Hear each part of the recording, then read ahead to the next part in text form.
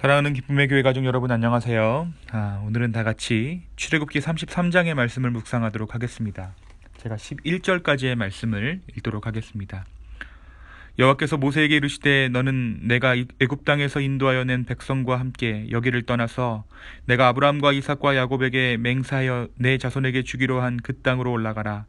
내가 사자를 너보다 앞서 보내어 가나안 사람과 아모리 사람과 헷 사람과 브리스 사람과 히윗 사람과 여부스 사람을 쫓아내고 너희를 젖과 꿀이 흐르는 땅에 이르게 하려니와 나는 너희와 함께 올라가지 아니하리니 너희는 목이 곧은 백성인즉 내가 길에서 너희를 진멸할까 염려함이니라 하시니 백성이 이 준엄한 말씀을 듣고 슬퍼하여 한 사람도 자기의 몸을 단장하지 아니하니 여호와께서 모세에게 이르시기를 이스라엘 자손에게 이르라. 너희는 목이 곧은 백성인즉 내가 한순간이라도 너희 가운데 이르면 너희가 진멸하리니 너희는 장신구를 떼어내라. 그리하면 내가 너희에게 어떻게 할 것인지 정하겠노라 하셨습니다. 이스라엘 자손이 호렙산으로부터 그들의 장신구를 떼어내니라. 모세가 항상 장막을 취하여 진 밖에 쳐서 진과 멀리 떠나게 하고 회막이라 이름하니 여호와를 앙모하는 자는 다 진 바깥 회막으로 나아가며 모세가 회막으로 나아갈 때에는 백성이 다 일어나 자기 장막 문에 서서 모세가 회막에 들어가기까지 바라보며 모세가 회막에 들어갈 때에 구름 기둥이 내려와 회막 문에 서며 여호와께서 모세와 말씀하시니 모든 백성이 회막 문에 구름 기둥이 서 있는 것을 보고 다 일어나 각기 장막 문에 서서 예배하며 사람이 자기의 친구와 이야기함과 같이 여호와께서는 모세와 대면하여 말씀하시며 모세는 진으로 돌아오나 두네 아들 젊은 수종자 여호수아는 회막을 떠나지 아니하니라. 아멘.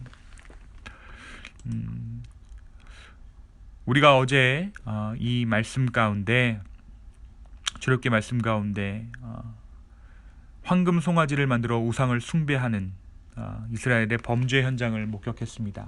그들의 죄악은 하나님의 거룩하심과 너무나도 동떨어진 것이었어요. 그것은 하나님의 백성된 나라의 지위를 더 이상 수행할 수 없을 정도의 극악한 범죄였습니다.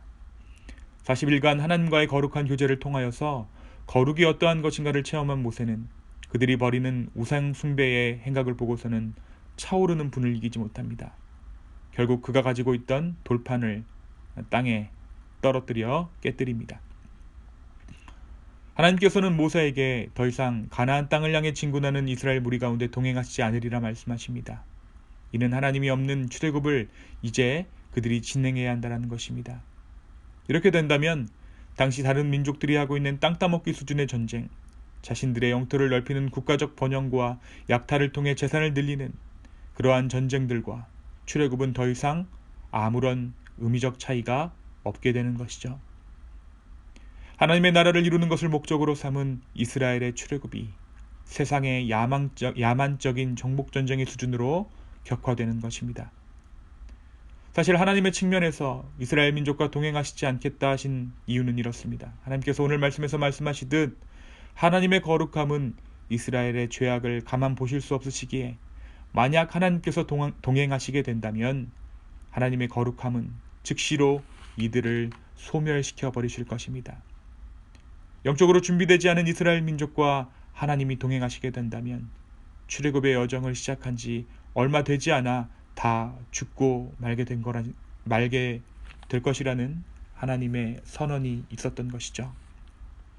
결국 하나님의 거룩한 여정, 출애굽이 시작조차 해보지 못할 위기에 처한 것입니다. 하나님 없이 세상적인 야만적인 수준의 출애굽을 계속 진행할 것인가? 또 하나님이 동행하신다 해도 죽음을 면치 못할 이스라엘 백성들의 영적 수준, 이러한 문제들을 어떻게 극복하는가가 문제로 남은 것입니다.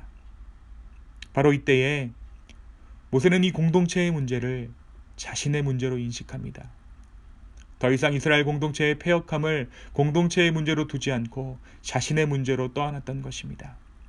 그래서 이 문제에 관하여 모세는 더 이상의 비난을 멈춥니다.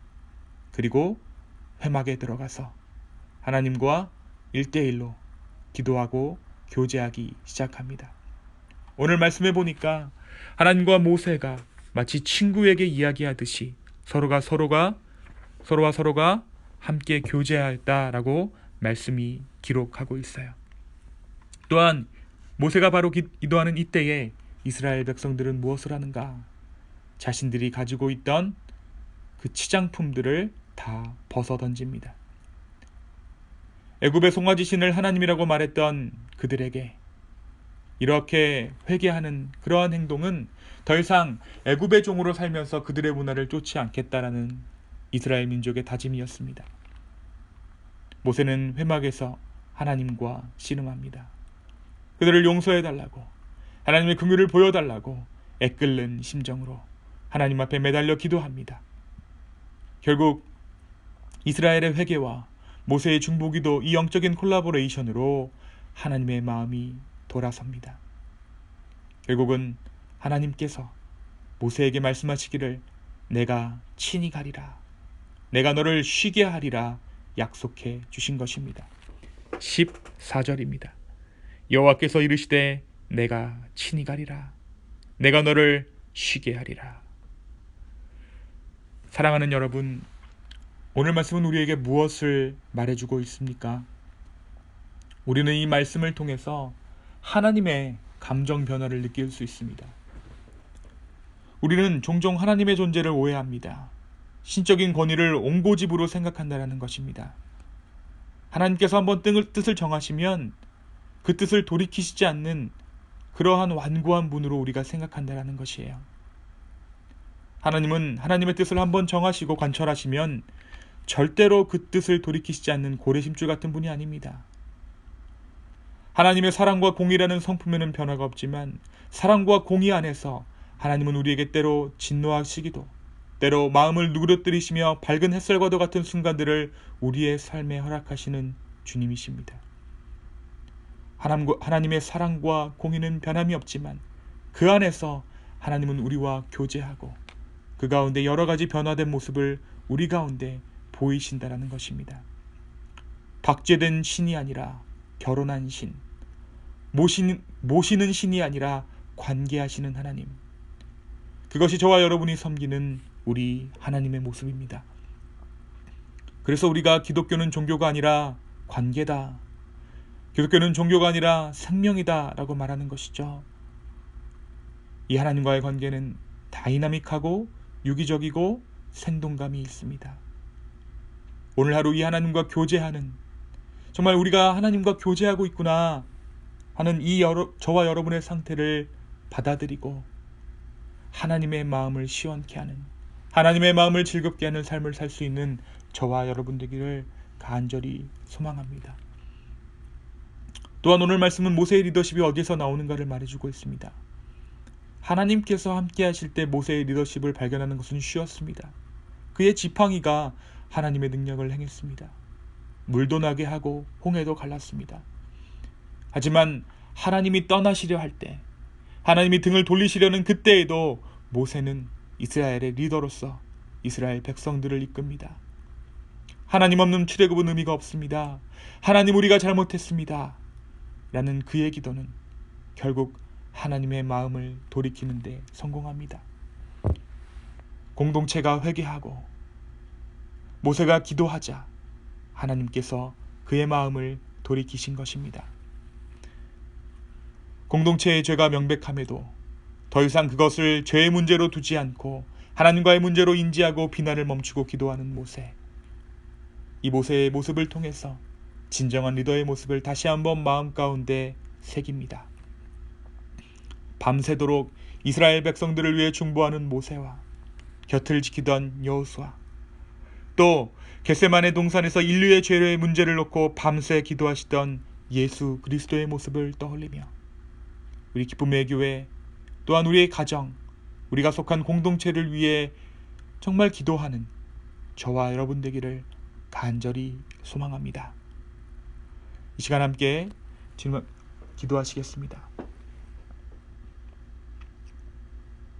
주님, 오늘 하루의 삶이 주 안에서의 삶 되기를 간절히 원합니다.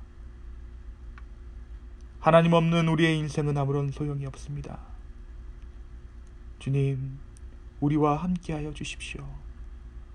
우리의 죄악을 용서하여 주시고 우리를 긍휼히 여겨 주십시오.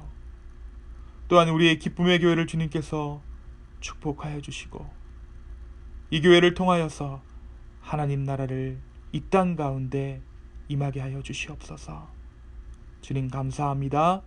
이 모든 말씀 살아계신 예수 그리스도의 이름으로 기도하였습니다. 아멘.